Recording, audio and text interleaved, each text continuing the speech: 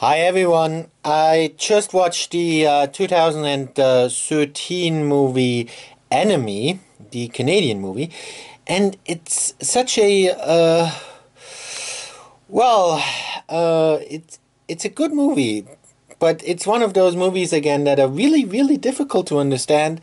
So I just wanted to make a short explanation of it again, like I usually do with those kinds of movies. Because they intrigue me, and I always try to figure out what do they mean. And with this movie, I have to admit it was really difficult. um, it is one of those movies that you have to watch repeatedly to really understand it.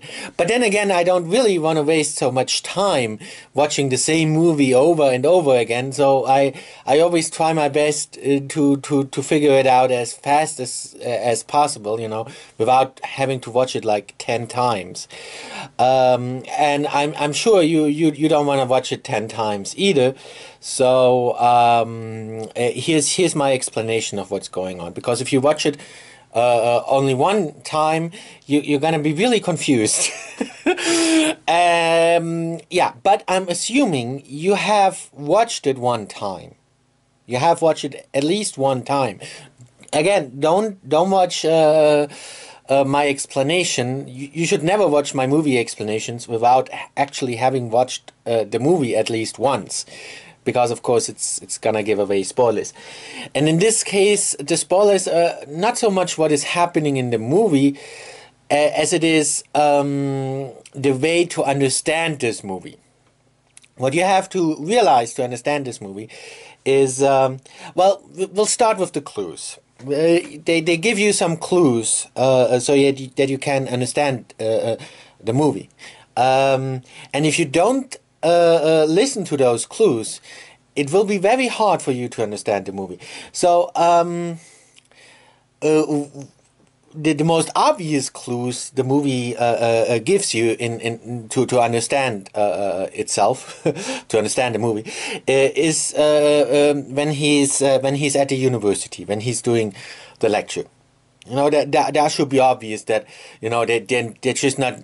They're not going to give him some random lecture that has nothing to do with understanding the movie.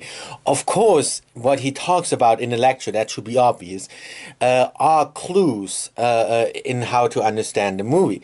And what he talks about in his lectures is basically, he talks about patterns. He talks about gaining control, and he talks about cycles and repeating patterns, and that's the clue to understand the movie. To understand the movie, you have to realize that the movie repeats itself, and the movie is cyclical.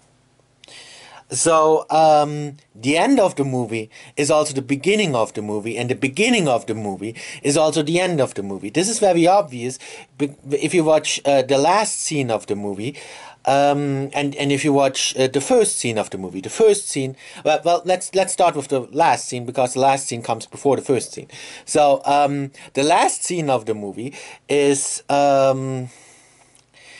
basically him deciding to go to the strip club. That's the last scene of the movie. And of course, him seeing his wife as a spider. So then the first scene of the movie is him going to that strip club and watching the strippers. And what do the strippers do? The stripper kills a spider, stamps on the spider. And now, since we already have watched the movie, we know that the last scene in the movie is him seeing his wife as a spider. So we know what the spider represents. He sees his wife as the spider. So when he then goes to the strip club, and the stripper kills the spider, what does that mean? It represents his wife. And actually, the strip club scene is not the first scene in the movie. Actually, the very first scene in the movie is when his wife calls him and tells him that they should go back together again. Now, this is out of chronological order. So this, because this is what happens after the strip club. After the strip club, they break up, and that's what what killing the spider means is, it's basically killing his wife. So his wife probably finds out about him going to the strip club, and they eventually break up.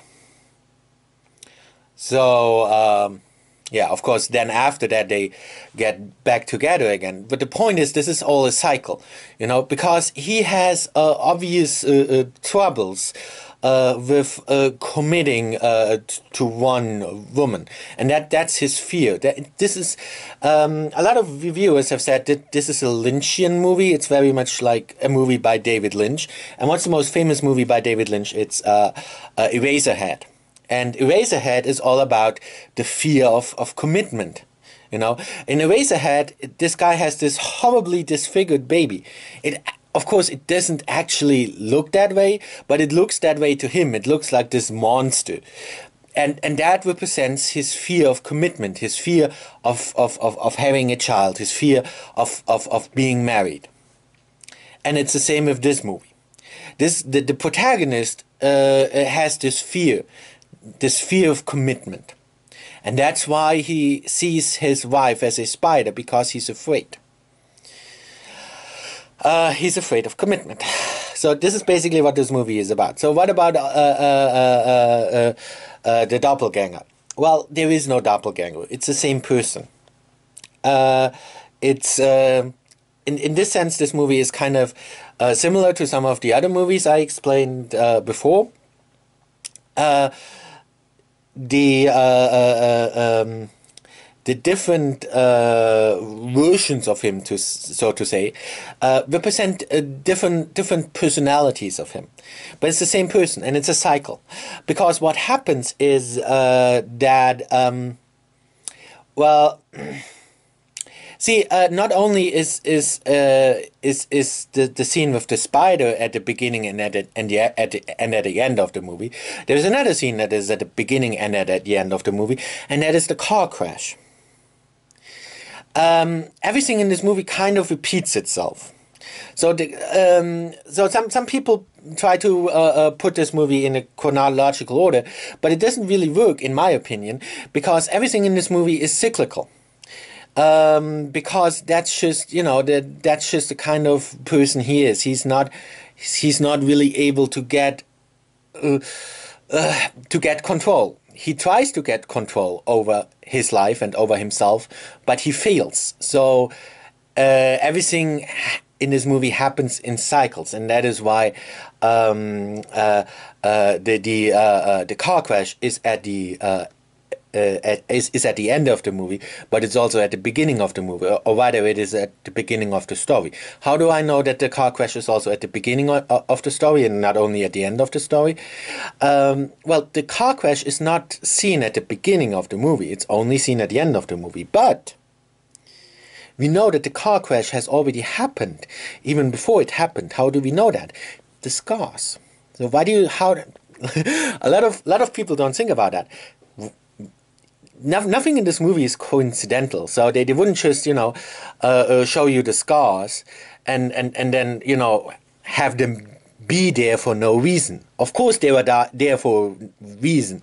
So how did they get the scars? Because this is a very important scene in the movie, is when the two doppelgangers meet each other, they realize they both have the same scars, which is very strange, right? So how could they have the exact same scars if they were two separate people? It's because they are not. They were the same person.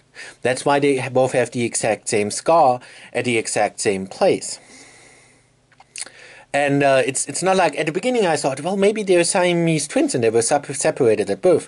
Well, yeah, but then they would have the scars at one guy would have the scar at on his right side, and the other guy would have the scar on his left side, right? But they both have the scar on the same side. So it couldn't be that they're Siamese twins or something. No, it's the same person with the same scar. So where did he get the scar? Well, it's a car crash. You're saying the car crash hasn't happened yet. Well, the movie is in circles. The movie is cyclical. Everything repeats itself because the movie represents his psyche, more or less. You see, the movie... Well, what we see in the movie is what is actually happening. It's not like we're only seeing what is happening in his psyche. No. We're seeing what is actually happening, but his psyche does play a role. For example, we do see those spiders, and we know those spiders, they're symbolical. They can't be there for real. They're symbolical. So the spiders are aspects of his psyche. They represent his fear of women.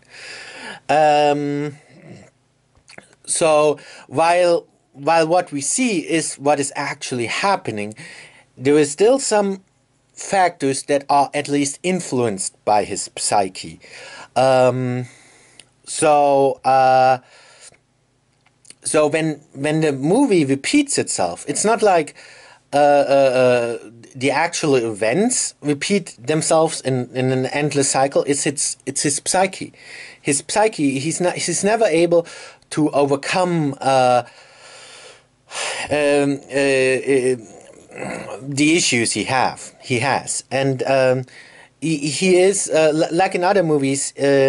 He does have some pretty severe issues. So what happens is he cheats on his wife. That's a car crash, by the way. Or well, rather, that happens before the car crash. He cheats on his wife. With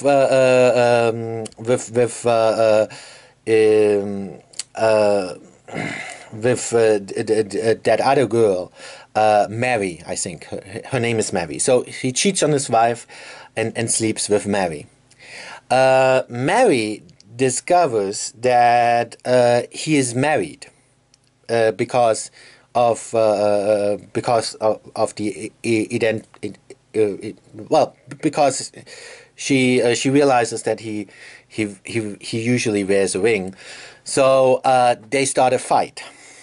The fight continues in the car, and that's what causes the car crash. They're both presumably severely injured after the car crash, but he survives. Mary survives as well. They both survive. But of course, after the car crash, he has that scar. That's where he gets the scar. So, then after the car crash, because you have to remember it's the same person. It's not a separate person. After the car crash. Now, this could be... well, it's probably not immediately after the car crash like it's shown in the movie. There must have been some time that passed, So, after the car crash, he also... Well, or let's put it this way. In addition to cheating on his wife by sleeping with Mary, he also goes to the strip club. Now, this doesn't happen at the same time, of course, but it both happens, and presumably his wife finds out about both of these things. So naturally, his wife is pretty pissed that, and especially after the car crash. I mean, the car crash is very severe, so they probably, they of course have to go to the hospital, and then his wife will find out that he was injured in a car crash with another woman.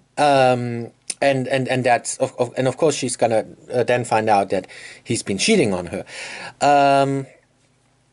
and presumably she also finds out about the strip club.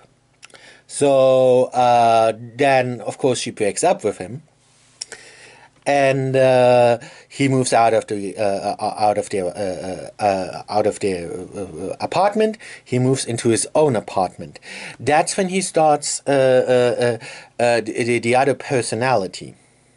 You know, originally he was an actor, but he realized, okay, he's not really successful as an actor, and besides, it's a very difficult change in his life for him. You know, him breaking up with his wife, and now he's living alone, and he has to find a job. So he finds a job as a teacher.